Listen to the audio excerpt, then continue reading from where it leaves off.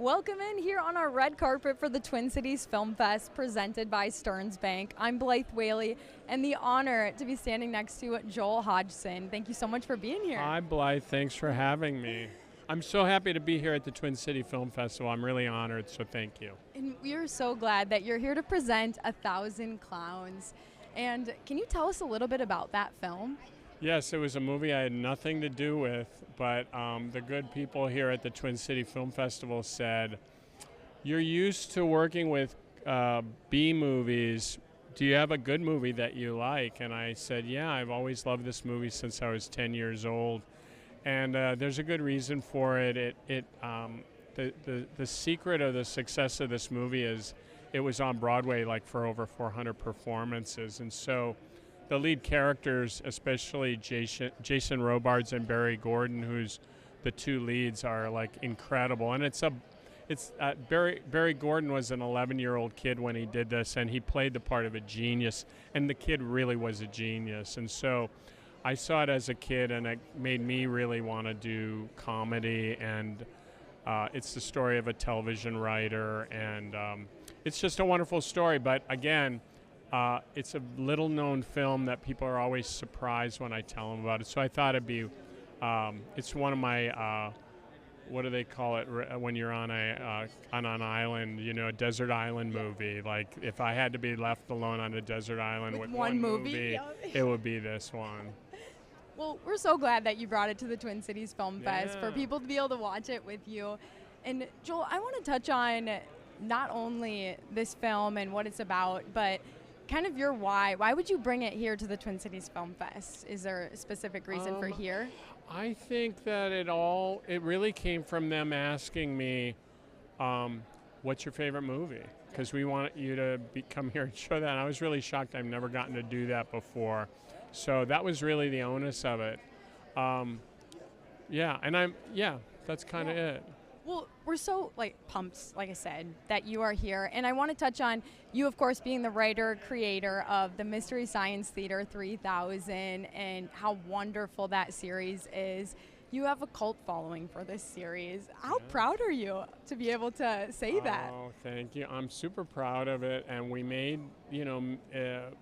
my whole comedy career, my career is from being in Minneapolis. I started out when I went to Bethel College, and during my senior year at Bethel, I was going into Minneapolis to the comedy clubs in town. And my senior year, I did over 200 performances. I kind of, and did that while I was in college. And my senior thesis was about stand-up. And I was a speech communication major, so it all fit in there.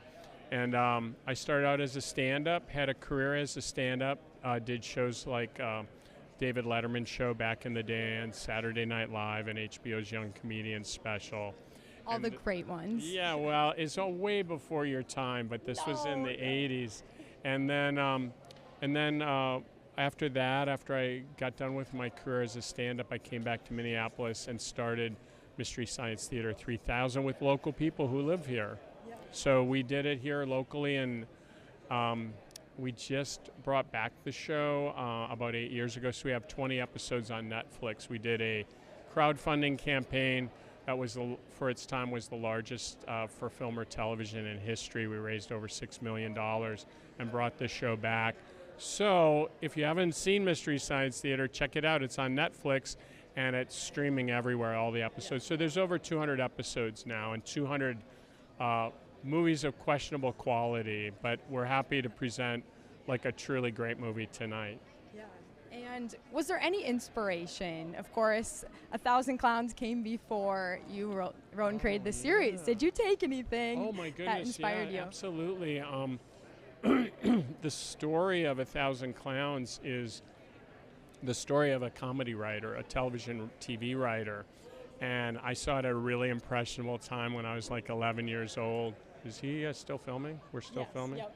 Oh, okay, great. We're still here. Sorry about that. So let me start over. What was the question? Yeah, go ahead. Yeah. Was there any inspiration that came from 1,000 Clowns that you brought into your series? Oh, yeah. 1,000 Clowns was really amazing to me. It's this treasure. I used I aped a lot of gags from it in my real life. I took a lot of lines from it when I was a kid. I loved this movie, and it's the story of a television writer. And at that time, I guess that was my interest, as being a TV writer, and I got to do it, thankfully, through Mystery Science Theater. But it's just an amazing. I mean, the secret of its success is that it was done so many times as a Broadway play, and then this is really the filmed version of the Broadway play. So the actors are incredibly deft at the lines.